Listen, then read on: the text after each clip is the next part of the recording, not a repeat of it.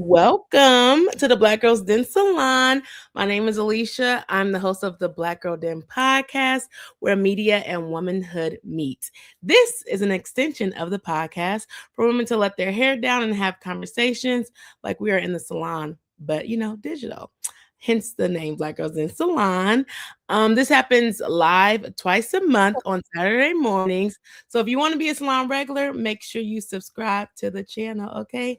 Next week we'll also be live at this time, but we'll be talking about compliments, backhanded compliments on like bigger women and Black women dating white men like Gabby, Venus, and Serena. So if you like topics like that, make sure you subscribe to the channel. I know it's early, but get a little cozy. It's okay if you have your bonnet on, get your drinks or your breakfast. We're here to share our stories and our wisdom unapologetically, prioritizing ourselves, our choices, and our growth. So today's topic is surviving singleness during the holidays. Valentine's was last week, we already know. So I decided this would be a great topic for the Salon Saturday on how people survived it. So our first segment is going to be salon memories. Then we're going to get into some chair talk, and we're going to end it with a listener letter from one of you all. So I have some special guests today in the salon. I have Alex, the solo date plug, Nora, the lifestyle plus size influencer, and my friend Nancy. And I'm going to let them introduce themselves, but I want them to introduce themselves with their favorite salon memory or their very first salon memory. And whoever wants to go first is welcome to start. I can go. Okay. Hey, y'all, I'm Alex, aka the Solo Date Plug. And my favorite salon memory, ooh, when I was a loose natural, my mom took me to my very first, because you see, I Yeah. locked it up. But when I was a loose natural, my mom first took me to the salon. I think it was like elementary school because she got tired of doing my hair, and I don't blame her. I did not blame her. But my very first one, my salon stylist, her name was Anita. And my hair was kind of like 4C, but it was still fine at the same time. But I had Mhm. a head full of hair that my mama did not know what to do. And so Anita, she took really good care of me. Had my hair flowing, y'all. I went back to school, could nobody tell me nothing. Like it was really, really, really cool too because she talked to me. She was very patient. She was very kind, and she was very bubbly. And she did my hair literally from elementary to the time I left Vegas, which was when I was 18. So I stuck with Anita for the longest, and I still talk to her to this day, and she knows I'm all locked up. But yeah, my favorite one was my very first salon, like my very first time going to the salon, and like never going back to anybody else. It was literally just her. And it was always salon talk with like her and the other adults, and I would always be Mhm. Yeah. eavesdropping like, oh, I shouldn't be listening to this, but I am. I don't know what Okay. you're talking about, but I'm listening. Yes. So yeah, right now I have lock appointments, which is the same thing, right? They still be Mhm. in there talking about any and everything, and it's still a safe space. But yeah, my very first one, elementary school, that I time. love that, and that you were able to, like, kinda grow a relationship with her.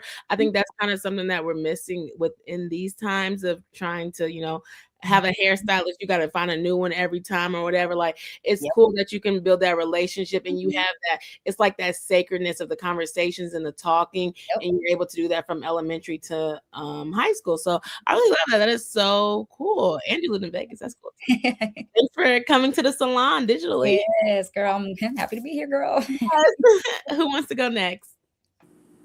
I'll go next. Okay. So hey y'all, my name is Nora. I'm a Nashville native, realtor, influencer, but I love going to the salon and hearing people talk about things that's going on in the community and Mhm. having the barbers there and other stylists and having that perspective of like men and women talking about things going on in the community together, back and forth. But my favorite thing, as you said, was the relationship between your stylist, but also I really love going in, and I completely forgot my last point. Oh, the transformation at the end, seeing Mhm. all the different Mhm. people, men and women get out of the chair and feel like a new person, Yeah. and just that boost of confidence. I love it Mhm. most every time I go. The salon definitely is a confidence booster. So you went to a salon, like a co-ed salon? Yeah, so you know how you have like some salons have barbers Uh-huh. and the men will come and get their hair cut and beards trimmed. Yeah, I've been to salons where there's been both. Oh, well, no, I actually don't know because I haven't ever been to one. So that's cool. I've never been to a It co-ed. reminds me of that movie, the barbershop movie. They had Yeah, like a co-ed one. Was it the second one? yeah, Third yeah, one? I don't know, something like Yeah, that. yeah, yeah. I don't think I've seen that like in person, but I've seen the show. So that's cool. A little co-ed. mm-hmm, Okay, a little co-ed beauty shop, barber shop. That's cool. I mm-hmm. love that and the confidence. Okay, last but not least, Nancy. Yeah. Hi, everyone. Good morning. For me, I similar to like what everyone has said. My favorite memories was just like kind of going to my hairstylist was older, was a really older woman, honestly, because I grew up in like a more smaller town, so there was only really a few. At the time, like in the early 2000s, when I was getting my hair done, like at a young age, there was only a few. And so she was an older woman that my mom went to prior, and then my mom was like, okay, it's time to do the girls hair, and so then she sent us there as well. So it was nice seeing a lot of the older women. Like I'm pretty sure like my stylist, I worked with her, was with her from like when I was also a young girl to when I left and went to college, and none of those older ladies are there anymore. Like I'm pretty sure all of them have passed. Not my stylist though; she's still Yeah. alive, but she doesn't even do hair anymore. She's like retired and everything. I think maybe she's like, once in a while I take in one or two people, but only when she wants to and everything like that.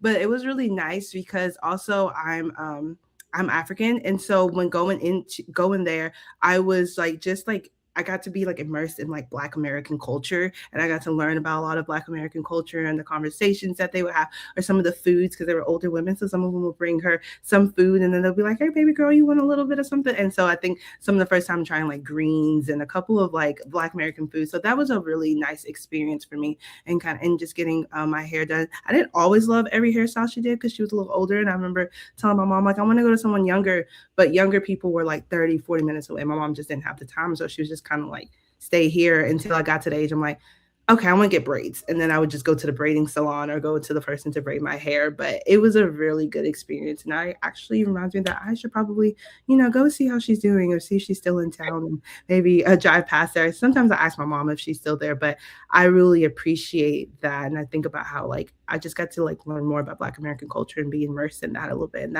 that was a really good experience. Now that reflecting, I've never really reflected on my salon experience. So that's awesome.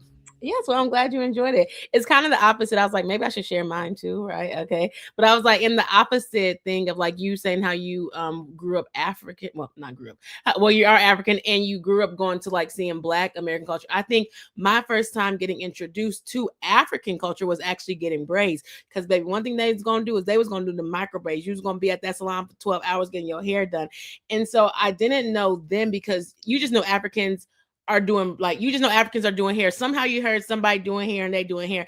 But it was like, oh my gosh, I was around so many Africans. Now that I go now, I'm like, oh, they're speaking French or oh, they're speaking this or oh, you're from Senegal. Like I can put places and countries to it. But when I was going there, I never knew too much about African culture. You see them, you hear them, but you don't know. So I think that was cool. But you see them eating, you're like, it's like a cultural thing. Like, okay, you're like, okay, they eat together, they do this, and like, we've been together. So like, I know you eat with like your sister or whatever. I was like, oh, this is so interesting. Like, I seen this growing up, but I would have never connected that because I didn't even know that. Honestly, they were like African. Or like, I didn't know where they was from. I didn't know the country. I ain't know none of the stuff. I was just getting my hair braided. A couple months, my mom was tired of going to the salon because she said, "You're natural girl," and I was playing volleyball. She was like, we need to get your hair done so I'm not wasting money. So I think that's cool to kind of see that. And now I always be going to the Africans. This is about the African spirit because I'd be like, come on now. Because I don't have a hairstylist. I can't really remember my first memory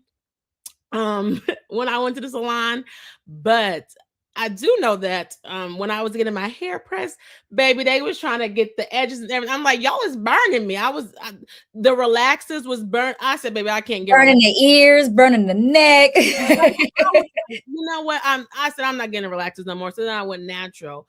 But to Nancy's point, when I grew up military, so I got my hair done like in elementary. I just remember that. But my grandma and my mom and me, we all went to the same hairstylist. So I thought that that was so cool. And so then when I would go to the hair salon, like my aunts would be there. Like it wasn't a small town, but like it was kind of like a church community. So my hairstylist went to my church. So I feel like that was a bigger community. So I would see her like on Saturdays or Fridays, and I would see her on Sundays. And then my mom and the hair, like they were friends. So even like going back, like we go to Thanksgiving, we like see that. So I think that that's really cool too, like how the salon you can build friendships. And sadly, when I was going to the salon, um it was like a family thing because my cousin was like the daughter, like a receptionist. She was, how they be having just the little kids be receptionists. And it's so sad because she honestly passed away. And I was like, oh my gosh, she literally passed away like a week ago. And I was like, oh my gosh, she was so part of my childhood, going to the salon, like, going to the salon every 2 weeks, child. And it was just something to be like, dang, like the community in the salon is very important. And I think that we miss that now because we don't really have those like salon experiences as much. I think it could be because we're getting older, or just because the navigating the social media, because baby, they didn't have social media. So it was just a, you didn't have to try to like get on Instagram to try to find your salon. Like it wasn't. So I just like, sometimes I miss that about that community and how you can make friends, how you could talk about different things, and how you could really have that experience meeting people intergenerational. Now it's just like you in the salon, you and the stylist, and you're like, where everybody else at?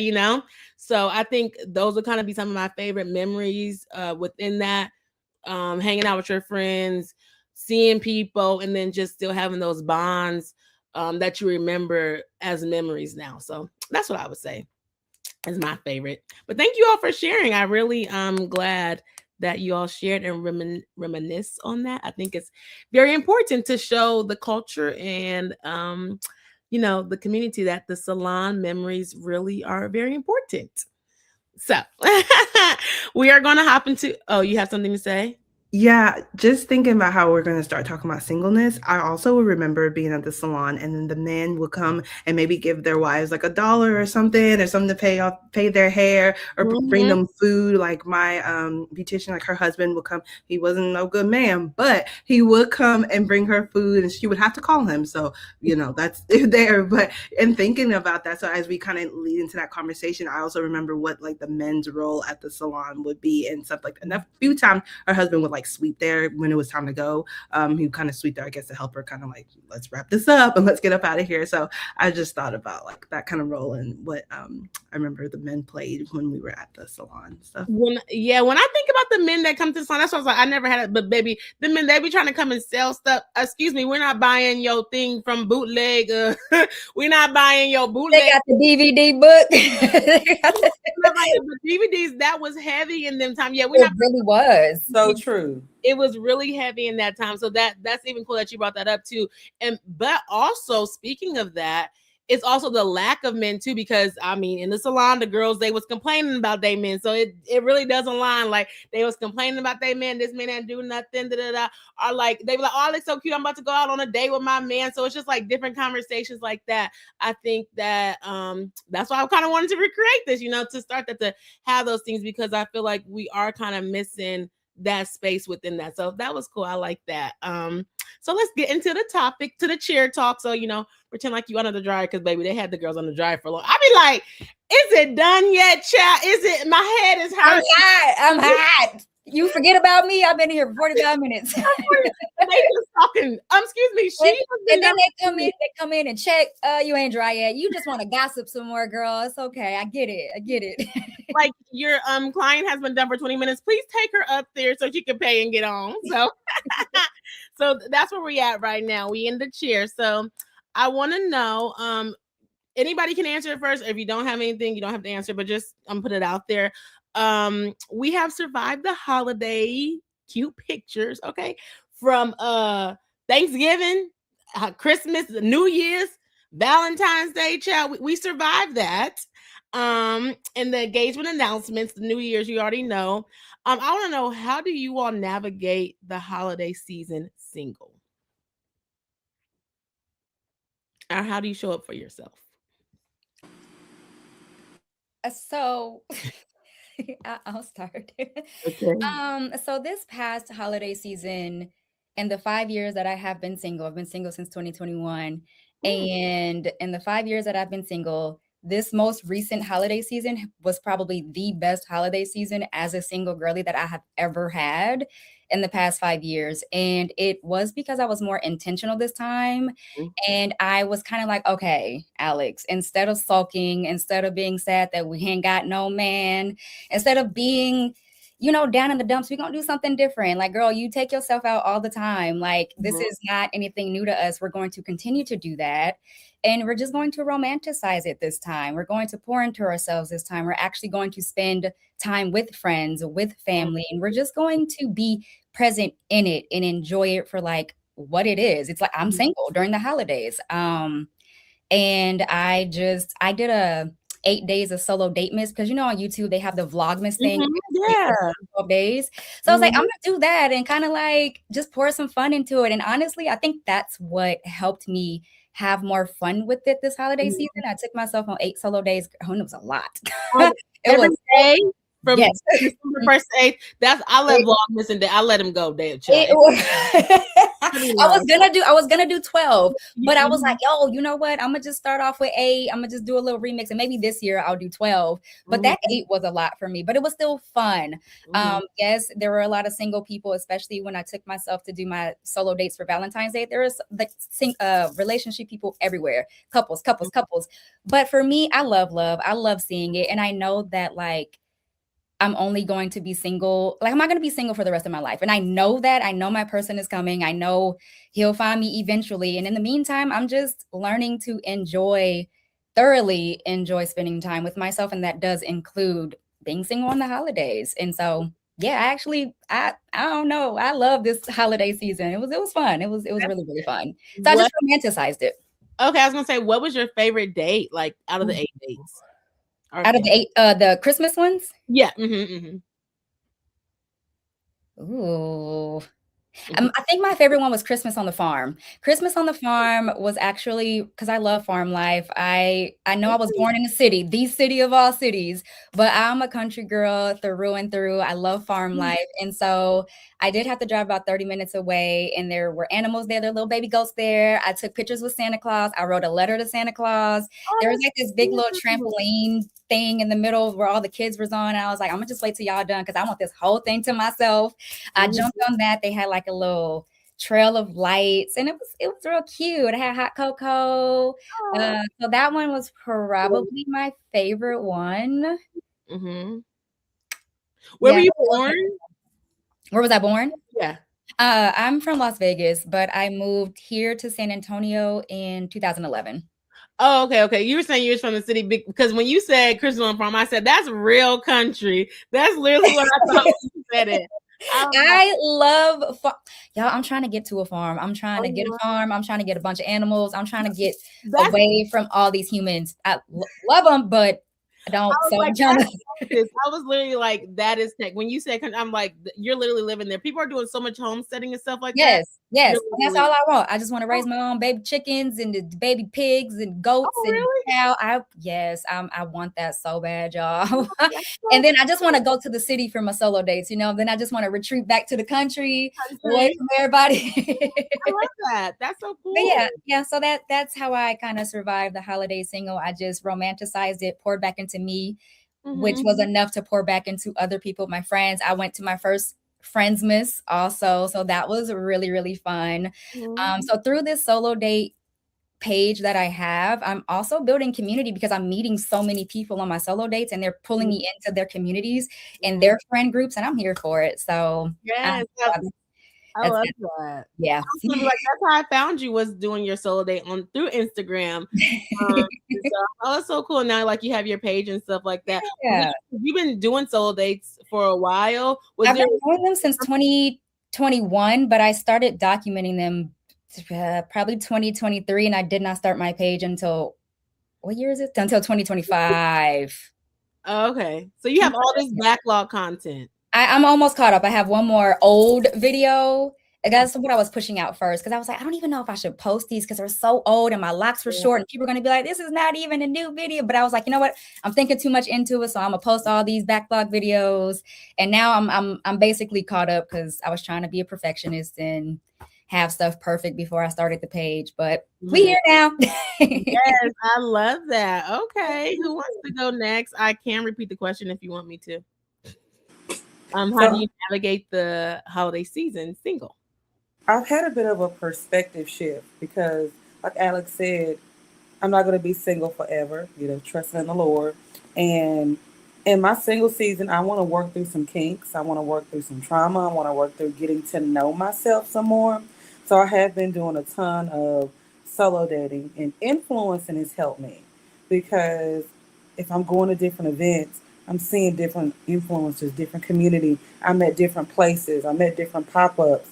It's like I'm out there kind of solo, but I'm never completely alone. So I'm consistently meeting new people, hearing from them about what's going on, and maybe, hey girl, I'm single too, or let's go to the bar and get a cocktail, or you know what I mean? Like it's never like this daunting, like, oh, I'm alone. Like I, Mhm. it could have been earlier, but now I'm like, this may be the only time that I'm single. Let me really get comfortable with myself. So I love going to restaurants alone. I love to sit at the bar and a booth and have a nice meal and just enjoy it. I like for Valentine's Day, I prioritize my mom because she's divorced. So that's interesting, after being married for almost 25 years to go through life in a new way, really navigating being single again. So Mhm. we were two single girls. I went with her and we had a good little dinner and I got her some gifts and was Oh. able to nurture community and nurture that relationship that way. Then afterwards, I went to the mall, I went to Sephora, got me some new makeup, went to Chili's and had me a little meal, and I Yeah. had time. And I like Alex said, I love love. So I love to see other people happy, but when I get to that place, I want it to be right. And Mhm. let me work through my own kinks. Let me make sure that I'm my best self so I can be a good partner, be a good Mhm. wife, a girlfriend to someone. But Mhm. I loved it. I've gone to pop ups. I think, was it Thanksgiving or Christmas? One of the times I was just recovering from being sick, and so I kind of couldn't be in the home. And I ended up at Waffle House. Like I was good enough to be around people, but the Waffle House staff, they were so nice to me. They made it such a good holiday experience, even though I was kind of solo. They were, girl, we're happy you here. You look great. You having a good time. They made my meal just perfect for me. And it's that like little details like that that really made it, the Mhm. community aspect, I guess I would say, really made it okay for me. I didn't think, oh my God, I'm alone. I'm like, well, okay. There's still people. It's not like a partner, but the community still poured into me. I loved it. Yes, the community is definitely important. I love that. I just don't like Waffle House's owner or whatever, I don't know, CEO, because they had them working 10-hour, 12-hour days for Christmas. I'm like, that's brutal. That's rude. Yeah. That's all. But I love that you said pouring like loving to your mom and like people, because that's the true thing. Like people do get divorced, people do, but it's like showing love, and like love doesn't always have to be romantic. And I feel like that's something that people get caught up in. Like even with Valentine's Day, it's a day of love. You have platonic friends, you have siblings, you have, you can even show your coworkers love if you like them, right? You have like church members, like if it's about love, like let's kind of pour in and show love and just not just focus on romantic love, although that is like capitalism and that's like kind of what it is. Like it goes to more couples because of capitalism, but like love is love, just showing love. So I love how you said that you went with. Platonic love is just as important as romantic love, Yeah. right? Just like self-love is just as important as romantic love. And I feel like you can't really have that platonic or romantic love until you have that love for yourself to be able to pour into Mhm. platonically and, the community and things like that. So it's kind of like an entangled web, right? Yes, yes. Sounds good. Yes, I love that, Nancy. Yeah. Okay. Sorry. Yeah. Similar. I honestly, I feel like as going to the person going third, I'm like very similar to everyone else. Where I just kind of poured into myself. Well, I'm currently in school, so it kind of looks a little different. Where I'm like, I don't even have time to sometimes do a lot of like romantic or like trying to even find love. So a lot of it is me just and I'm in a city that I was not raised in. Like it's a new city to me. So a lot of times it's just me exploring. So like I love the holiday seasons because you're gonna have pop-ups. I love a good bar. So I was just going to pop-up bars. I have a friend that me and her, we were like, we made a list of places we wanted to go. And we're like, oh, let's go to this pop-up bar. Let's go to this rooftop. Let's go try these experiences and things like that. And we're just kind of like, hey, this is fun. This is a good time to just be by yourself, figuring out what it is that you don't like, what it is that you do like. And that's really all I did in the holidays. And then Alicia came and visited me for Valentine's Day. So then we yes. So we did a couple of things where we went out to eat, and then we went out at night and stuff like that. 'Cause, you know, when you get a little when you get a little older, you know, your activities are, you know, limit to about 2 or 3. Yeah. But that even that we were just talking about just having a good time together as girls, as friends, like just enjoying our time, not really even thinking about like where's a man at or where's this at. And there was couples and things, but I was like, child, we look like we having more fun than everybody else. And we went to an event. And of course, it was a lot of like single people there, but it's just good to, it was a single women. So meeting new women and talking to them and seeing what they're up to or what they have going on, like that was really the experience, seeing what others are kind of doing and having and going on and being like, okay, like we're single, but like we got it. We got it going on. We have like these goals and ambitions that we kind of want to reach. And so that was just really nice. That's really how I spent my holidays. And I went back home for Christmas and then spent some time with family and friends there. And so just pouring into that and just like spend time with your family and your loved ones. You're not going to have them forever. And I'm like, I can't be sitting thinking about like, where's my man or what's this? And it's just like, there's people here that love you and you love them. Like just spend time and enjoying them. And then my puppy, like, I just love him. So it's like, I don't need no man. I got my dog and he's a male dog. So period. Girl. That whole room was women. I said, "Watch out, the women is outside." But yeah, I would say that I don't know if I necessarily even think of like specific to holiday season because I'm like I have to navigate the whole year single. So like holiday season is not really something that I really think about too much. But I will say that I feel like I was a little bit more intentional this past year. But one thing I do a lot is I traveled during the holiday season. Honestly, I didn't travel Thanksgiving because I just moved. So I was like, baby, the money is funny, child. But me and Nancy, we went to Chicago. It was so cold, but it was fun. Is that your first time in Chicago? No, it's not our first time. We actually like did a redo. Yeah, because we went to Chicago okay. like in undergrad. Okay. But, we're actually thinking about going back like in the summertime, we know when it's warmer. But yeah, we went to Chicago and we almost went to a Chicago Bears game. Then we seen them ticket prices. We was like, yeah, no.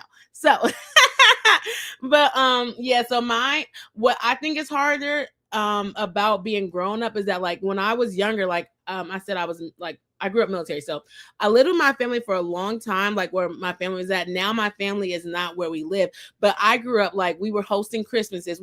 So I feel like I'm like in a hosting type of thing, and I even like for 4th of July, I hosted like a karaoke party like at my house because like I just know like I'm just a hoster, but I feel like now it's harder because everybody's family is different. Like you have friends, but like everybody goes back home and stuff like that. So it's like I feel like the easiest thing for me to do as a single person, I'm like I travel and I go places that I want to go because hosting definitely looks different now and trying to get everybody out, like it's just too much. So I feel like I prioritize the holidays and just travel for myself. And I was very intentional this year, although everything didn't go as planned. Like every holiday, like I was like, okay, I'm gonna do something with my community, with my friends. So that's why I went to Chicago. I invited a friend for like New Year's. Like I did a little bit of that. That didn't really go too well. But then I went to like visit her in last week for Valentine's Day. So I was like, let me just like put things on the calendar. And I was like, use my time up like that. So then I'm like, okay, I'm looking forward to something because that's just adulthood, looking forward to something. But also so I'm not so bogged down like, oh, I'm not doing anything, like plan something intentional for that day so that I can do something. Like last year, I had a friend come in town too, and we went to dinner. I hosted like this sip and paint thing. And so I just feel like I always do like stuff around that time because I know that I want to do something and I'm gonna have to plan it. So like, why just not bring people together? I usually do a Valentine's Day photo shoot. I'm so sad I didn't do it this year, but yeah, I've done that for like a couple years, and I think photo shoots too. I did a Christmas photo shoot before, so I think stuff like that. Like, I'm gonna have these memories. I'm gonna have these cute pictures. When I was in Atlanta, I did pop up bars. I did some this year. I thought they were really cool. They weren't playing holiday music, so I was so confused. I was like, we need to run that back, right? No holiday music. So I think stuff like that, like I like to go out and do things. So I'm just like, okay, what can I do? What can I see? And something that's always going to have a memory in me. Travel is going to be a memory. I'm going to have pictures. So it's just like not focusing on basically what you don't have and focusing on like things you can't control. I feel like that's something that I do to show up for myself and to like how I get through the holidays. So that was a long-winded answer, but that's my answer. Does anybody have anything? Very informative answer. Thank you. I don't know if that's a good. Well, somebody told me I was very informative. I was like, it's a good thing. I promise, it's a good thing. Yeah, it's a good thing. She's like, you're very informative. I was like, okay, thank you. No, I love when people give like all of your answers were like super detailed, super long. I'm just like, because I can listen to people talk all day. I love it. And I was like, it might be like the trainer or teacher. I mean, you gotta be very informative for people. But I was like, I don't know. We could see how that goes. But yeah, that's funny. So I guess I kind of ask, that's kind of how y'all show up for yourself too. So I guess I won't ask that question unless y'all have something else that y'all want to add about how you show up for yourself. Does anybody have anything before I go to the next? Okay, yes. I just want to say one thing. You mentioned that you were in your hosting era. Yeah. And I've seen so many people on my timeline that have transitioned to that, where they're having fun with the decor and then bringing people into their home. So I'm seeing that there's a huge shift right now toward I got to go out or I got to be seen to I want community in my living space. Yes, and that's another thing, the living room thing. Like, people don't invite people over to their house no more. It's a lot of reasons why they don't. But I'm like, we're missing that. Like, we don't really have third spaces. I hosted a lot so I had a townhouse.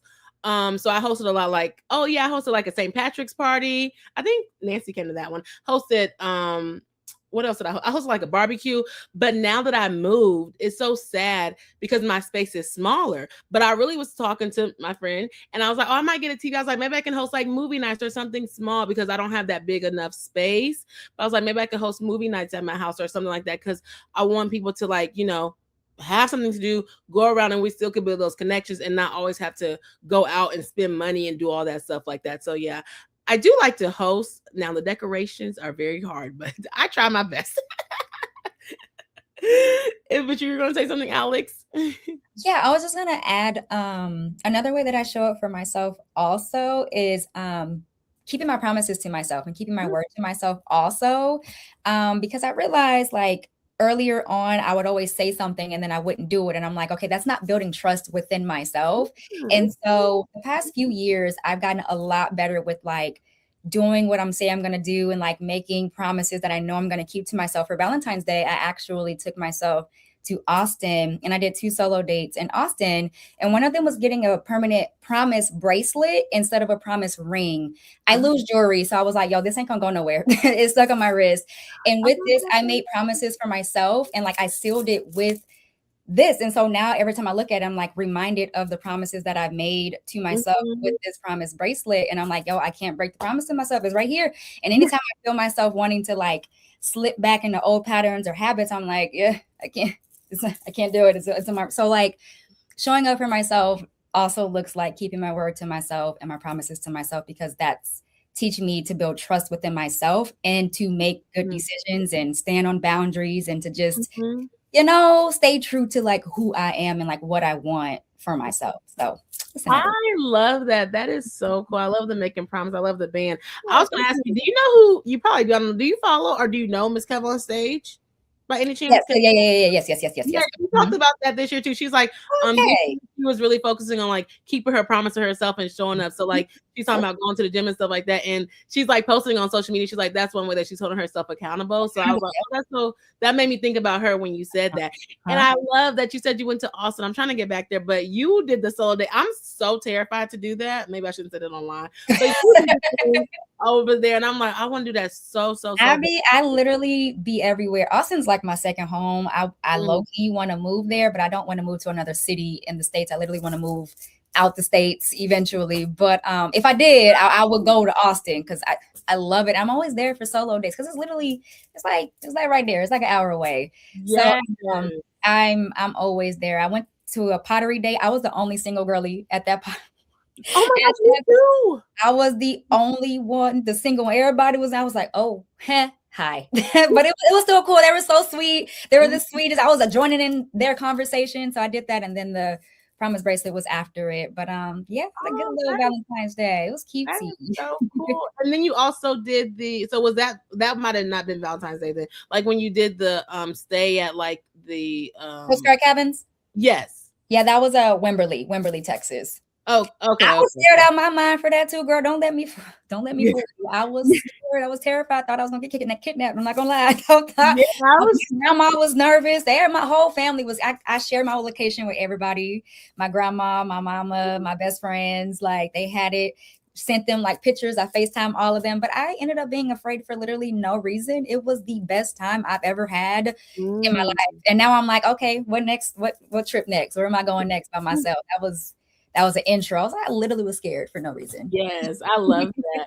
I did 12 solo dates last year, like once a month. And I did a pottery one too. And I was up in there by myself, baby. Didn't know what I was doing. But yeah, I was the only single one too. So I definitely understand. But baby, I was in my room and I was like, I can't even focus on that. I'm the only one here. I'm trying to focus on I just noticed it. I was like, oh, you it. Okay. Okay, that's cool. I'm trying to focus on this wheel. I'm trying to focus on so I understand. I understand. So this is, that was like the woo yay, like we love it, we are empowering ourselves because we're single. This part is like the real like kind of, I don't want to say sad part, but like the real honest part, like I would say more vulnerable part about it is like, what are some things you do, or do you feel, I would say like, do you feel depressed or do you feel down being single, or do you feel like you don't feel a way about being single? I can go. I would say that I wouldn't say depressed. Like I'm not like sad or can't get up or feel debilitating because I'm single. But of course, you go on the internet and you're like, oh wow, everyone is like in a relationship. People that you like, especially Valentine's Day. I don't think it's a hard day because I obviously know that's the day everyone's going to express that they have somebody. Like every other day nobody has anybody, and then on Valentine's Day everybody's in some kind of relationship, right? And it's like, okay, sure. And so there I'm like, oh, like it's kind of like, oh, I thought she was a single girlie like me, or I thought they were single like me. And then that kind of gets you like, it got me a little in my feelings. I'm like, oh, okay, well maybe everyone isn't single, and what am I doing, and should I like, what do I like look at them, I think in my head I'm like, okay, is there things that I need to change? Is there something that I need to do a little bit better? Start kind of getting those thoughts in my head, but nothing that would make me like depressed or feel like I can't continue moving forward. But I definitely get thoughts in my head. I'm like, okay, is there something that I'm missing? Is there something that I need to be doing? Improvements in myself. But then I like reflect back and I'm like, no, you're doing the things that you need to do. You are ambitious, you have goals, you're keeping, like Alex was saying, you're keeping promises to yourself, you're doing these things that are fulfilling you, bringing you joy, you're talking to God every day, you're really trying to just figure out who Nancy is. And so then I like, that's how I kind of like track myself back when I find myself kind of going into a little like negative thoughts or going down a little bit of like not a spiral, but just like, just in your head a lot. Then I like bring myself like, no, you're doing good. Or I'll see something on the internet, but man say something crazy. And I'm like, that's why I am chilling. This is why I'm great. This is why, And so that's what it really is that I don't feel depressed or feel down about it. I just sometimes reminders will come, or I'll see something because I literally would be going by my day. I'm like, coming home, I'm sitting on my couch like feeling good, like I don't really need to explain my feelings to anybody. I can take a moment to myself, I can do what I need to do, I don't have to check in on anybody. But then I'll get online and I'll see someone like hugging or someone posted something that they got from their partner or something, and I'll be like, oh, that's really nice. That's kind of stings a little bit, but then I like we'll get out of it by like going to the next activity, or like, oh, I have another task to do, honestly. And just waking it up and knowing that like when my time, like everyone has said, when my time, I don't think I'm going to be single forever. I even totally said that. I was like, I don't think we're created to be single and not have it, because if we were, then we would be the only person on this earth, right? So it's like we're not created to be single and to be by ourselves. It's just at the right time and at the point of time, God will bring the person that you need in your life. And so just continue doing the work on you. That's what I be putting in my head. But I'm not gonna lie, I get in my feelings a little bit. I'm like, how much more work do I got? I got no more work, child. I'm just. And I know, like, a lot of people always say that it's very cliche to say like it'll happen at the right time, but I mean, like it may be cliche, but it's like it's true. Like it'll happen when it's supposed to happen. I don't know what else you want. I don't know what else you want me to tell you. It'll happen when it's gonna happen. We could force it. We could force it with somebody and settle if you wanted to, or just go with the next Bob, Bill, Joe, because you can go hold a sign up right now outside looking for a man, and literally you'll find a man. But it's kind of like it's about that quality, right? And about meeting the person that you're supposed to, like you're most aligned with. It's not just about accepting anything that comes your way. I mean, if that's your prerogative, but like it's not about that, So literally to happen when it's supposed to happen, even though it sounds cliche. That's so funny. I should make a sign. Looking for a man. Literally, you will have a whole line. What happens like a social experiment looking for a man. I don't know what kind of men gonna be lined up in that line. But I mean, you might find a good one. You might. Who knows? Okay, we'll see. Does anybody else want to answer? What are some things? Oh, okay.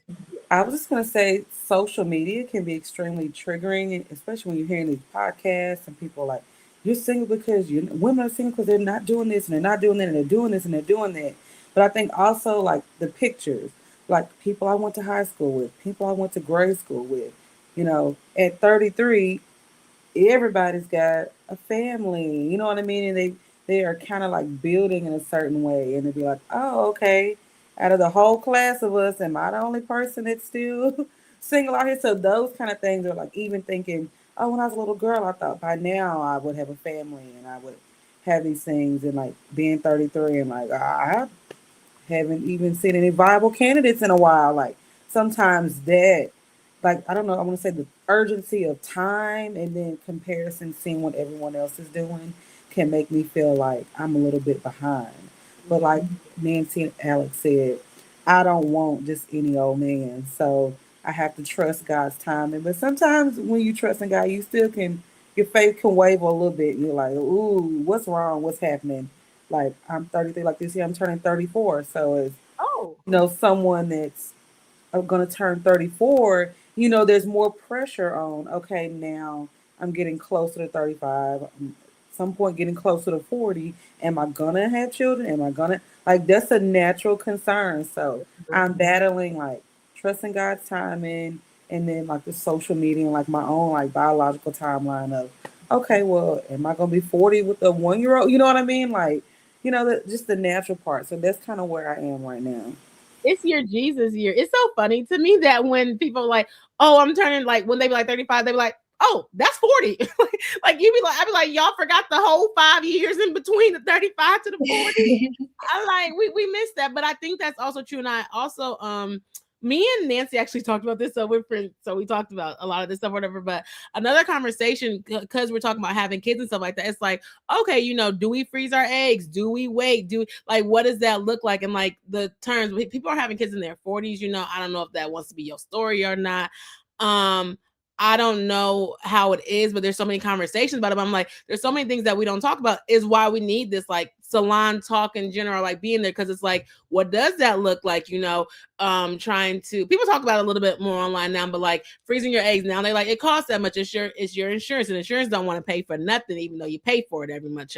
It's another conversation. But I just feel like these conversations are something that is true, that we have it, and people have grief with it. Like we always talk about, like grieving a life that you never like, that you didn't have and stuff like that. I think that that's very important, and just kind of like journaling it, putting it out there and saying like, this is how I feel, this is what I wanted, but this didn't happen, and like this is why I'm sad. And I feel like sometimes you're made to look like on social media like, don't be sad, don't be sad, but it's like, if you had your life kind of planned how you want it and it didn't come out, anybody's going to be sad. Like we see on Love Is Blind, this man sad that he played soccer. He 3 years, baby, he didn't get in. And he over here talking all this and that.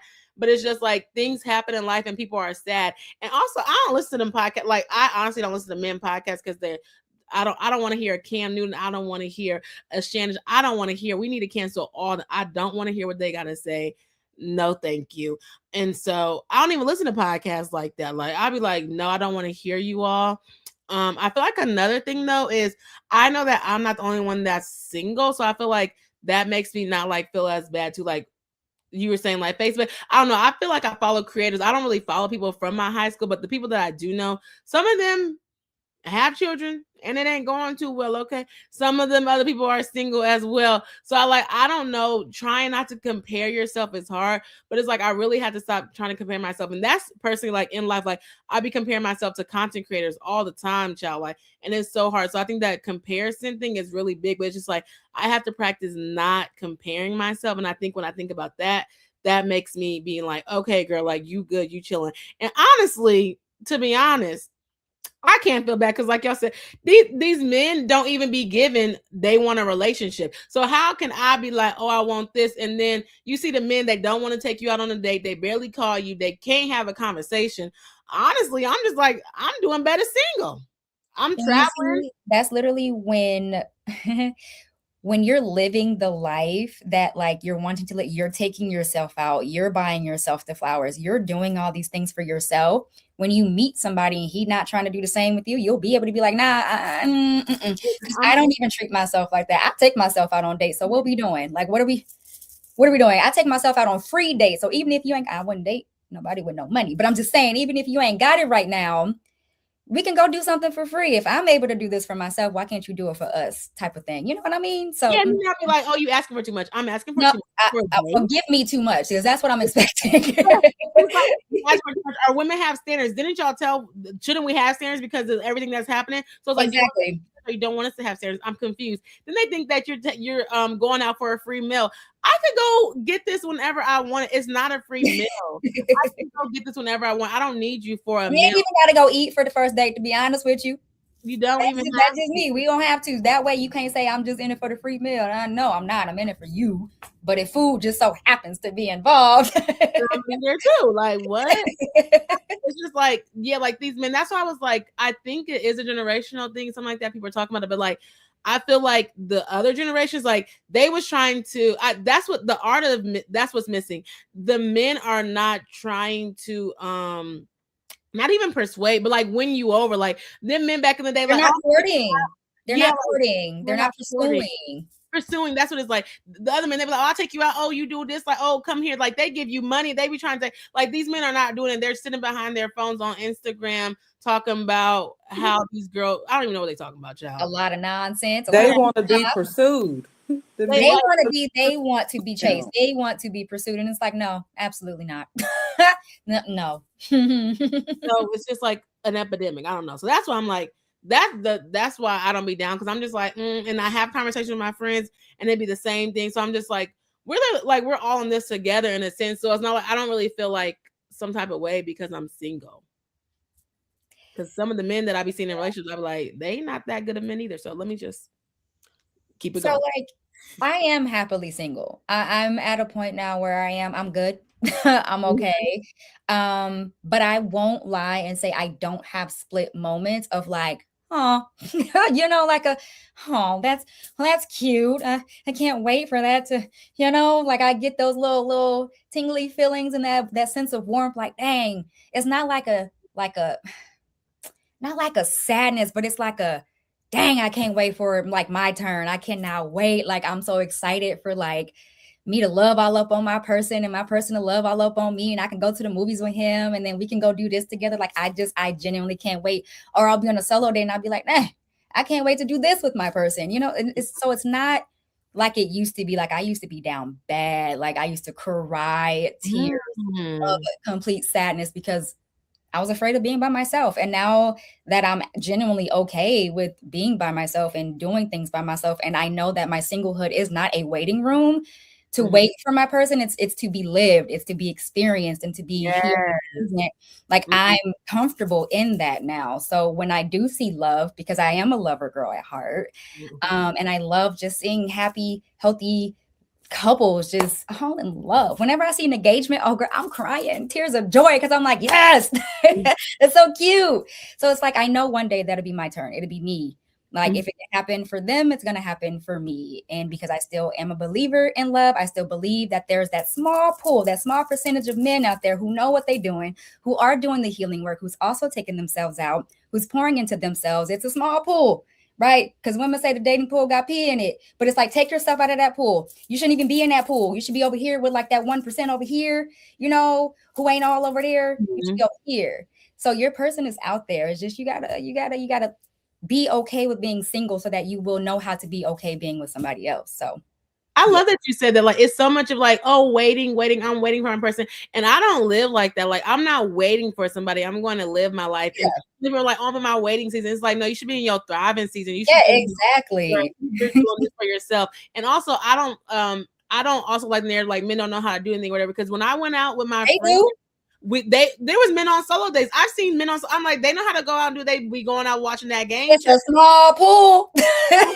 It's a small one, but they out there, man. They're Yeah, out they there. know how to So plan dates and go things and do things. That's the only thing that I feel like I will say that that's the thing that I feel about being single is like I don't always want to do stuff by myself. Like I will yeah, like yeah, I yeah. do go to like I've done Mhm. soul dates. Like I said, I did my challenge. I Yeah. started doing soul dates like in grad school because I had no option. But like I went to a comedy show, so I was like, all these couples, and then like going to movies, I'm like, I feel like now, like I want to do something with somebody. I feel Yeah. like that's the only thing. And like with your friend, like you can only do so much with your friends. Like, they might be busy, they have lives. So I feel like that's kind of the only part of like I keep having to do stuff by myself. I feel like that is where it's just like, okay, girl, like maybe I just do need to find a man because like I'm tired of doing this stuff by myself. No, that man is gonna find you while you're out there living your life. I'm telling you, you're gonna accidentally bump into somebody, or y'all gonna reach for the same fruit at the same time, at the same time in the grocery store, or you just gonna be living your life, just living instead of waiting. I'm telling you, you're gonna bump Mhm. into them when the time is Yeah. right. I love that. It's like not waiting. I ain't bumped into nobody, but I'm like, baby, I'm trying to be at the grocery store, be at there, but then it's like you can't be everywhere at once. So No, you can't. Mm-mm, um mm-mm. so I think we did already answer this question, but if you want to answer, you can let me know. It was just more about like, okay, so we're done with the holidays, child. We're gonna see stuff online, but it's not so curated. So it's like I feel like summertime and like springtime is like the time to shine for the single girly. So I want to know like how do you embrace maybe like your solo summers, your little hot girl summer? Like how do you embrace your singleness in the time where like we shine like summertime? If you have anything to add to it. Okay. So next question. If y'all don't have anything to add, this is the last question is what are some things that you do solo that you thought you would need a partner for, but now that you know you don't? Girl, everything. Literally everything you can think of, I will go and do it, no matter if it's for couples only. And I've had a lot of people that you're going to that solo, like, isn't that something you would want to do with your man? Well, yeah, yeah, but I'm gonna go do it by myself. I went on a gondola ride by myself, and I wanted to save that to do with my future husband in Italy. But I got Oh, tired of waiting and I went to go take mhm. myself because I'm like, I deserve romantical experiences too. So I'm gonna go and do it. So literally anything that you do with a couple, I'll go do it solo, or I have done it by myself. And I feel confident doing it. Okay, anybody else? I want to purchase a home at Oh, some point. period. And originally, I was like, I want to wait and I want to purchase my first home with my husband. But now that I'm a realtor and I, again, just understand the value of home ownership, I want to purchase my own home. And then at that point, it can be an investment home, or when I get to a Mhm. point where I start a family and that kind of thing, I can worry about it down the line. But I've always been so one track that you wait until you're married to purchase a home. And then I'm like, no, I want my own home. I want to own it. Period. I only reason why I don't want to own a home because I don't want to do all that labor. I don't want to cut no grass. I don't want, baby. That's the only reason why I'm waiting for a husband. It's something, but nothing. You can No, start with a condo. seriously. Yeah, I'm on the That's why I'm condo. like, single girl, I would do a You said a condo. condo? Oh, a condo. Yeah. Because I was thinking about that too. I've been thinking about it for a while. I am 33 also. I just turned 33. Is it still February? Yeah, last month. And I moved back in with my parents in 2024, I think, Oh, after living by myself, right? And I was like, I've always lived with my parents, or I've always lived with like friends, and I lived with a man. But sorry. It was a bad experience. And I was like, I've never lived by myself before, and I want to experience it, even if it's just for a year. Well, I spoke that into existence because I only lived by myself for a year. It was fun, it was fine. But then outside got real ghetto and expensive. And I was like, I'm moving back in with my parents. And so since being here, I was like, I don't know where I want to live next. I don't know if I just want to stay here until my man come find me and sweep me up off my feet and we get a house together. I don't know if I want to own my own house. And I'm just like, if I do own my own house, I don't want him to move in with me because no. And I don't want to move in with him because no. I want to build a property together. But then I was like, I don't even know if I want to live here. And I was like, I could do van life. I've been going through so many like I love you, girl. I can do van life right with you. no, like yeah, that's up there, right? But then I was like, maybe I'll run into my person doing van life because maybe he doing van life. I don't know. So I've been thinking about all these things, but then my best friend was like, "Girl, get a condo," and I was like, maybe I could do that because I know I don't want to own. I have thought about it for like 5 seconds, but I don't think I want to own my own home right now. But a condo I could probably do. Yeah. Well, happy belated birthday. Thank you. What's your sign? Capricorn. Okay, I don't know nothing about a Capricorn, but I just ask. Oh yeah. So Yeah. we are with the Capricorns, we get a bad rep, man. Everybody hate us because they think we mean, too blunt, and I'm just like, maybe we're just telling y'all what y'all need to hear and y'all not listening. So it's not our fault. But yes, I definitely agree with you. I know I'm like, you were speaking my language. I'm like, I'll move out the country. No, seriously.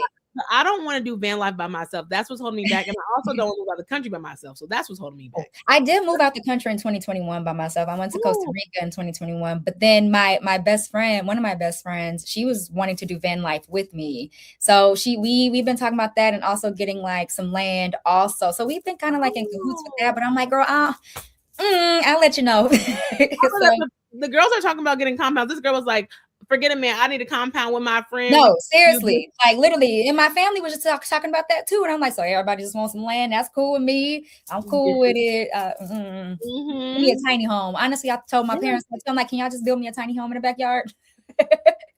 My dad said he would do that too. My parents, well, you might love this. I don't. My parents live in the country. So I'm like, baby, I don't need a tiny home. But you would love that. Yeah. I'm like, I need city. I'm a city. You a city girl? Yeah, I think I'm a city. You can't do the roosters, the chicken. Really? Oh, I love it so much. That's how I got woken up every day in Costa Rica. This little rooster would walk across and every morning at 5 a.m. and it was amazing. No, thank you, baby. I need to be waking up and just seeing something that's not an animal. Okay? But yeah, so that's how I feel about it. What did you were you gonna say something, Nancy? Did you have anything to add? Well, I was going to add just the ending of that question again. Is it something you would want to do? It was, what are some things you do solo that you thought you would need a partner? Okay. Don't.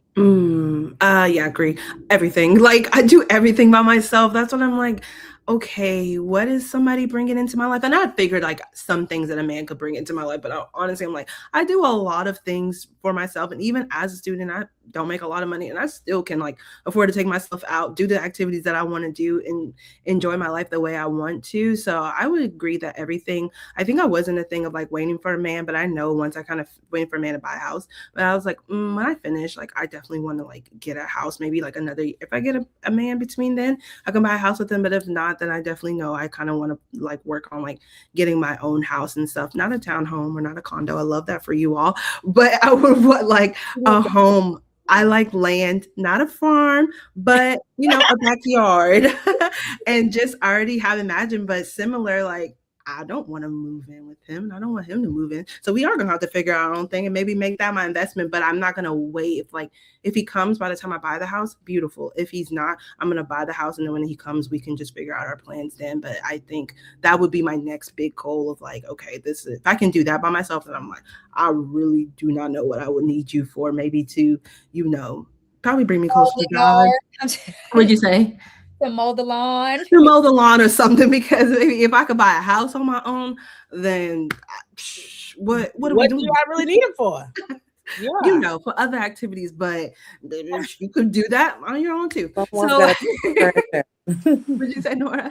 Someone's got to take the trash out. Yeah, take the trash out, other things and stuff. So, but yeah, for real, I mean, I'm 30, like, and I'll be turning 31 next month. And I was like, okay, like, I'm doing really well for myself. And so, like, I can do a lot of these things for my own. I think men kind of get a little intimidated by that too. If you like, when you have like conversations and they're just like, because I'll see like men like make comments and like, oh, she's only taking me out because she needs something to eat, or she's only doing this because she needs money to buy this. But then it's like when I go and meet with a guy and I talk to them, they're like, oh, like you're doing it, like you're getting it, you're kind of getting it done. And it's just like, yes, like we don't need you for a lot of these things that you like thought that we needed you. We really need you for like companionship and for support and like motivation, like external motivation. Like I have my own internal, but someone to just kind of motivate you, or someone to be like, oh babe, look what I found. Like, oh, you said you talked about this thing, look what I found to encourage you to do this or to move you forward. Like that's what we're needing for. But like money and money and paying for things, like women are doing that on their own times 10. Yeah, that's what I was gonna say. I don't really think that whatever I did, like I would need a partner for. Like I don't know if I was even really raised like that. I guess I would think about the house, but it's more like the house is because I don't want to do the work. Like it's not that I thought that I needed a man to buy a house. Like it would be great because it's like you get more things, but I don't really know. I mean, besides well, it says worse than things that you can do, because you can do the solo now. You can have a kid by yourself, solo child. You can have a kid by yourself, solo. So I don't know. So I mean, you did need a man before child, but with all the science, you don't need no man to do that either. So it's literally like, what do we really need men for? And to that thing, and it's like, I think that's why the ego should, because we don't need them. And then it's like you talk about like you want them, and they're like, oh, it's like that power that they want over you, stuff like that. Like that is so yuck. Okay, that's yuck. Okay, so it shouldn't really be a need, honestly. Like well, no, because we just said we don't really need them to like procreate either. So like it's a want. It's like we're choosing you because we want you, not because we need you anymore. So the shift is happening, and I'm here for it. But they're so mad because men feel like they need to be needed, whatever, with their ego. So they're gonna have to check. They can go find a woman who needs them. Yeah. I'm seeing an interesting shift, and I'm hearing us all say that there's this weird pendulum between women are gold diggers if they need a man, but you can be too independent and not need a man. So then I'm like, and I've been hearing a lot of people say, like, you think of in the old days when women had to be with men because they needed them financially. And now that we don't, I think men are struggling to provide the companionship and the emotional aspect, of being in a relationship. I'm like, how does that shift happen? They don't know how to navigate that shit because they're just so physical and like I bring money. It's providers, like, right? Yeah, that's what they're socialized as. Yeah, it's like no, we want the emotional aspect of it. We want the vulnerability. We want the support. We want the understanding. We want that inner knowing of us versus more so of just being that provider. Being a provider is cool, but it's like, what else are you providing instead of besides money or like paying the bills or whatever you want to do that you think you need to do in this relationship? Like, what else are you bringing? Other than that, it's like, I need more. I need more. It's like I've had I have my journal and I write down everything Yeah. that I need or the goals and everything like that. But it is nice to like talk to someone, and then of course have my girls, my friends, my Yeah. family, and everything. But talk to someone that you see yourself doing that with. Like you want someone to kind of do those things with. But then you look at these men and they really ain't got no goals, no ambition. So it's like, well, I couldn't do that with you if I wanted to, A small pool, honestly. girl. This a small pool, okay? Just I know what Very you small see. I know what we We got switched see. over to the pool. What we see the most of, that small pool that we don't see, that's because they taking care of their business. They handling their business over here. Right. But I will Not on They social hiding. But I will also say that small pool too. I feel like they feel like they're the shit. Like, excuse my language, right? They're feeling like I'm this I'm the goal and I'm the prize, right? And so like Oh. women come and flock to me and stuff like that. And that's really hard for a girl who does it for herself. Like, I'm Yeah. not flocking to you. I'm not bending down for you. Like I'm not doing those kind of things. And so that small pool of men that do got it together, sometimes I feel like, like we said, their ego and some of their thoughts too can be really harming, can be like That dangerous toxic to us too. masculinity. They not part of that pool. Okay, are they not part of it? They're Okay, not part of that pool. text me what that pool is, or send me Yeah. some, email me that pool. They think that the prize are like, what do they call Russell? Not the same. They call like it's like High one. value. It's not even High high. value men. You have high value men and high Not value even, women. No. it's not high value. It's what I forgot what it's called, but it's like all these men are just like kind of like all these men are trash, like the Camden's or whatever. And it's like one, it's like the guy, like a I don't want to call it like, yes, unicorn. I said acorn. Unicorn, yeah. It's like them unicorn men. Like you gotta find them unicorn men. That's what I was trying to say. That's that small That's what these are the unicorn men. The unicorn men, but that's also the high value too, though. That Mhm. yes, they know what they bring to the table. They know what they have to offer, but also as a high value woman, we should also know what we bring to the table. We should also know, like, these are our standards, these are my boundaries, these are my non-negotiables, these are like my red flags, yellow flags that could be green flags, yellow flags that may be red flags. You know what I mean? So it's like we know all these things. High value men know all these things, and it's just it's gonna take some time for the high value man, high value woman to come together, and we just gotta live life in the meantime till we can, Yeah, I actually want to do a video about that because I don't feel like there's that much talk around high value women. I'm like, what is a high value woman? Like we always hear high value men, but it's like, okay, is he really high value because he don't got no kids and he is a decent man? Like, what is high value? And I feel like that gets tossed around a lot. Needs to be a conversation. Yeah, so I was like, oh, what is a high value woman? So I was like, I might do another topic about that. So, but this is okay. We're gonna wrap it up, but with our last segment, it's a Dear Den segment. So it's where we have a listener letter, and I will read it, and you all, the guests, will give advice on what you think, or what topics or what tips you would give this person. Okay, so if you want to send in a Dear Den letter, you can leave a voice note at speakpipe.com, Black Girls Den Podcast, or you can email me at blackgirlsden@gmail.com. So I'm going to read this letter and I will let you all answer it. So, Dear Den, hi, my name is Maya. I'm 31 years old. I broke up with my boyfriend about 6 months ago and we were living together. Now I'm moving by myself. It's been a couple of months. First, I loved it, but now I feel lonely and bored. My friends are in relationships, and I feel alone. How do you all enjoy your freedom without questioning your timeline? And how do you stay connected when your life looks different from everyone else's? So anybody can realize that my timeline is not other people's timelines, and we all in different pages and stages of our lives. And also cultivating a life of our own that we're going to love. And yeah, we're going to have those bouts of loneliness, that those feelings of loneliness, but we cannot allow that to define us and feel bad about our own timeline, and just trusting in our own timeline, right? And so cultivating a life that you love, focusing on yourself, finding some hobbies. Oh God, find a hobby. Find a creative outlet that you love and that can't nobody take away from you, because like that's your thing that you go to weekly or twice a week. It's something that you look forward to. If you don't have anything to look forward to, of course you're going to be at home bored. Of course you're going to feel lonely because you're not doing anything, and you're not. Also, get you some new friends.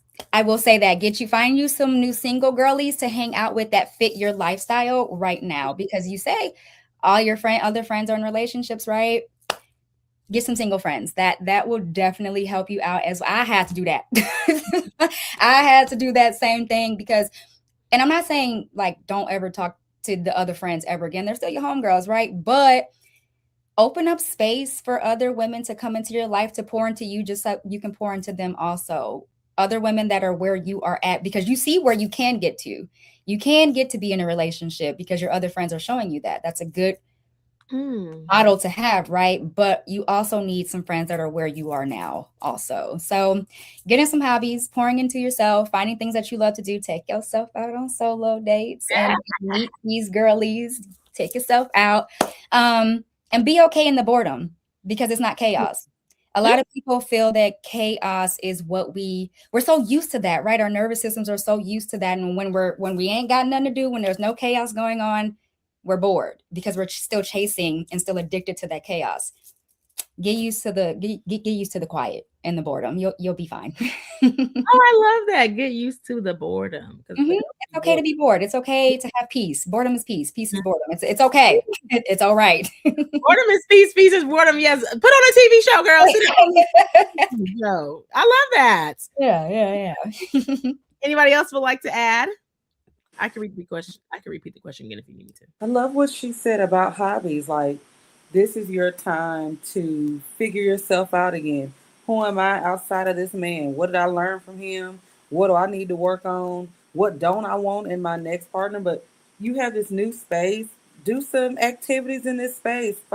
Find out ways to make it yours. Are we going to Home Goods to get new art, or am I going to redecorate the living room? Like, find other things so that you don't have an idle mind and you're not just focusing on the fact that I left this man. But clearly, y'all broke up for a reason. And I feel like sometimes we hold on to things that we need to let go of, and the longer you stay attached to something that you need to let go of, the longer you are not able to get to where you need to be and be open to who you need to receive. So if you can find ways to plug into other outlets.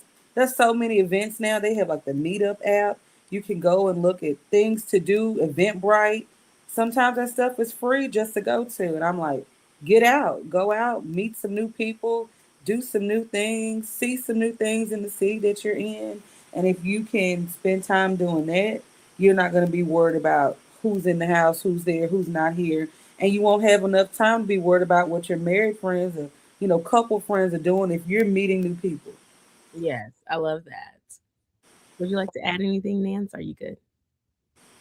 Everyone did really great. Yeah, I was like, I'm good. Like, I feel like I'll just be reiterating what everyone is saying. Just enjoy yourself, enjoy your time. Hobbies, I believe in peace. Like, I pray for peace. And so if I'm praying for peace, then that's what I want and that's what I need. And I'm so grateful to God that my life isn't chaotic. I mean, chaotic in other ways, but not like with people's drama or what people have going on and things like that. And so I think like take this time to, even if your relationship is chaotic, like rest, enjoy the peace, enjoy the quietness, enjoy the times where you're not having to maybe always be selfish. Like, think about yourself, think about what you enjoy, think about what you want to do.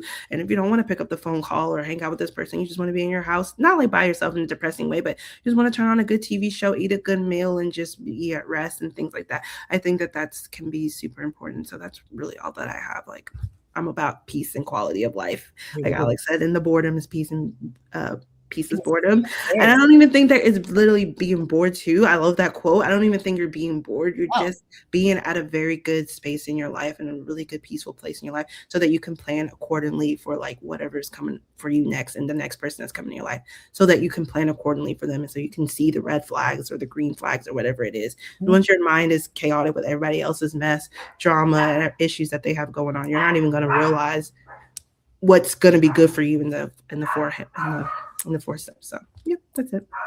Yeah, I was going to say, one, if it's your friends or what you see, I was going to say take a social media break.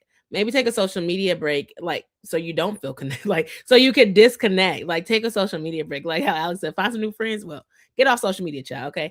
And then I also think that as single people, we really don't use our free will as much. Like, I was just telling my friend, like, we don't use our free will as much. So I was challenging myself, like, when I feel up to it, like I want to do like free will Fridays, like whatever I want to do, it's my free will and I'm gonna use it. So take that if that's I'm gonna tell you go on a trip, child. That's just me. Take that trip, if that weekend trip, like use your free will to its advantage. You don't have no kids. You didn't say you had no kids, so hopefully you ain't got no kids.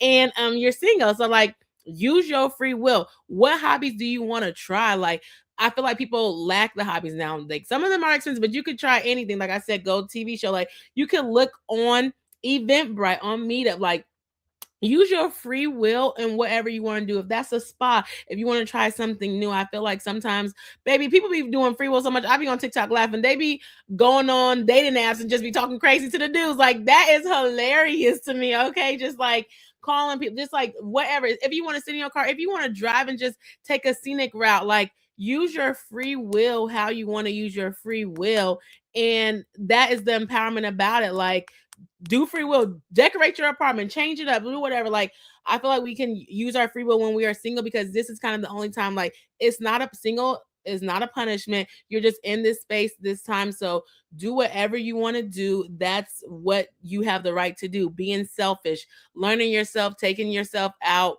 And yeah, that's really what I have to say about it. Just use your free will, and whatever you want to do it. So I want to say thank you all so much for being a part of the salon today. I do have a little couple announcements before we end, but I want to say thank you all for sharing. Hopefully y'all enjoyed this. Hopefully you all like the conversation. And if you are watching this, let us know where you are listening from. Make sure you like it. Make sure you comment if you are watching the replay.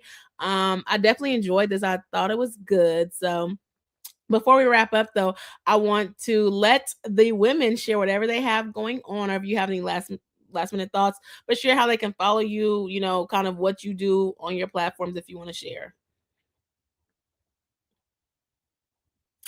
I'll go because it'll be brief. I don't have mine's just like a personal platform and things like that. But I am in school, and I'm in school for counseling psychology. And so, one, just be on the lookout that I may create a page that is really about women and ways to just have some good mental well being and just a good space. Like again, I'm about peace, and so I'm going to make sure that I give you guys good like meditation, good mindfulness activities, good ways to just kind of just bring peace into your life. That way, again, like I said, for the reader, or that next, so your next steps are always clear and ordered and very intentional. So that's all that I have to plug right now, but you guys can just follow me on social media, or see me again on Alicia's next live. Yes, thanks, coming friend. Who wants to go next? Nora, Alex? I can go. Okay. Oh, hey y'all. So yeah, my Instagram and TikTok handles are both at smitten over self. So instead of being smitten over somebody else, we smitten over ourselves over here. I post all things self-love, all things solo dates, all things self-discovery, self-worth, singlehood, thriving in singlehood, how to thrive and be happy in singlehood. And yeah, mostly though, my core of it is me taking myself out on solo dates and inspiring y'all to do the same, hopefully. So I just give out a lot of solo date ideas. I've given solo date ideas for zodiac signs specific. That was my fave. I'm done now. So y'all want to go back and watch those. That's cool. I give out journal prompts also. And yeah, y'all want to follow me? Go ahead, follow me. Smitten over self. Yes, I love your what is it called? Instagram name. I think it's so Thank cute. you, girl. I went about like through 5 names before I finally got to that one. Like they were not sticking. I was like, I don't like this one. I don't like this one either. Don't like it. And finally, that one came to mind. And I was like, that's the one. Damn, yes, One. Nora, last but not least. Alrighty, y'all. So I'm Nora, Norzaneda, Nora from Nashville. And I talk to my audience about how I am hashtag building my glam life. And the goal is to encourage my audience to live glamorously, confidently, and faithfully. And I do that through beauty, plus size fashion, faith, and lifestyle. And now I'm a realtor here in Nashville, so I can help you live your glam life here as well. Period. So Okay. follow me, YouTube, TikTok, Instagram. I'm everywhere, Norzaneda. Yes, and she interviewed Jacquees, y'all. I Period. did. That was my first celebrity interview, so I hope to do more of that too this year. Yes, so that is so cool. I love that. So, yes, thank you all so much for joining, and I will wrap it up. Okay, stay tuned, buckle your seats, because a lot's going on in the Black Girls Den, all right? But as you know, the Black Girls Den podcast is about media and womanhood. So, I have a series called Lessons from the Den, and tomorrow I will be going live to talk about Tyra Banks and the America's Next Top Model documentary. So, make sure you stay tuned for that. It will be Sunday. I don't know the time, but subscribe if you want to join. It might be like 3 o'clock EST time, but I want to talk about that. And I'm gonna have difference of opinions just because, the internet and everything like that. We're gonna talk about that tomorrow. Every Wednesday though, I upload an episode from the Black Girls Den podcast. Right now, we're talking about small town girls with bigger dreams. So if you want to be inspired or encouraged about chasing your dreams, you might be from a small town, or even if you're not from a small town, it's all Black women sharing their experiences about being entrepreneurs in the city of Louisville, Kentucky. So you can check that out. And then on Sundays, on first Sundays, I'm gonna get a little churchy. On first Sundays, we talk about what we learned from certain shows that we watched growing up. So March 1st, for the month of Women's History Month, we're going to be talking about what we learned from Insecure. Okay. So if you are interested in, the Insecure, if that was your favorite show, we're going to be talking about topics and themes from that. And that's also going to be live on Sunday as well. So I always, encourage my guests, if they want to come back, let me know. If you want to come back, talk about a certain topic, let me know. I really appreciate that. If you're listening to this and you're like, oh, I want to talk about that, come on the live with your girl, okay? Because the Den always has something going on. So, just please subscribe and join us so that you can be part of the Den family. And yes, thank you all so much for joining. I really appreciate it. And I hope you have a lovely Saturday. And just remember that salonhood matters. Remember, girlhood matters. And let us know what your favorite core memory of the salon is, or your first memory of the salon if you are watching the replay. I would love to hear that. And I will see you all next Saturday if you're coming back for the salon, or tomorrow if you're coming back for the Tyra commentary. Bye. Thank you all so much. You all can stay on. Oh, let me end the stream.